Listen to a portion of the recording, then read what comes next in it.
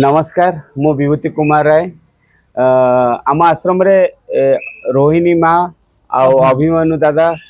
2 वर्ष हम से माने प्रथमे रोहिणी माँ रक्त कर्कट रे पीड़ित हेले से आसिले आमर एसी मेडिकल हेमाटोलॉजी विभाग को चिकित्सा पाई ता परवर्ती अवस्था रे जतबेले चिकित्सा समय रे कटक शहर रे देखिले जे तांको कोठी सुविधा सुजोग रहिबो जे तांको केमती से बासस्थान मिलिबो आउ वर्ष तमाम रे केमती चिकित्सा हेबे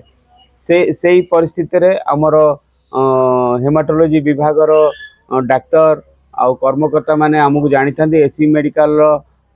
कर्मकर्ता माने हमकु जानि थांती आमे से माने को आनी के से माने हमर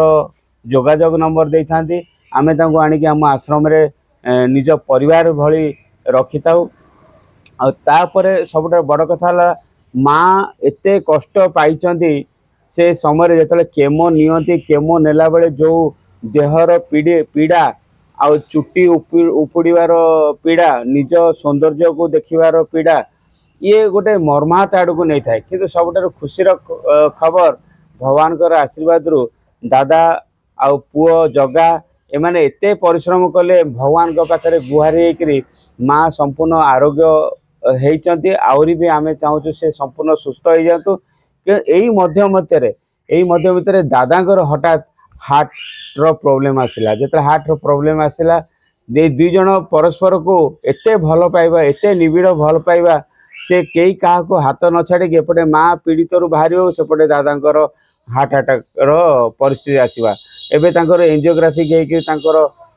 स्टेंट लगी से एबे संपूर्ण सुस्थ अच्छा सबुठारु बड़ कथा जुआड़े गले से स्वास्थ्य क्षेत्र रो कि कौन सी क्षेत्र रो स्वामी स्त्री एकाठी होके जाइथांती आम आम अनुष्ठान पाई गोटे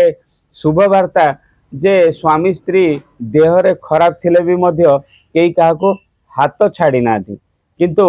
आमे गोटे जिनस जानिलु एटा समाज पाई गोटे बड़ वार्ता आउ दुई जनकर बुझावणा दुई जनकर सहयोग या सहित समाज पाई गोटे बड़ वार्ता जाउची एणुकरी मु रोहिणी माँ और अभिमन्यु दादा को भगवान को प्रभु जगन्नाथ के पाखे आम प्रार्थना करूँ सब हस खुशी था यही प्रेरणा समाज में जाऊ आ से आरोग्य और सुख लाभ करूँ।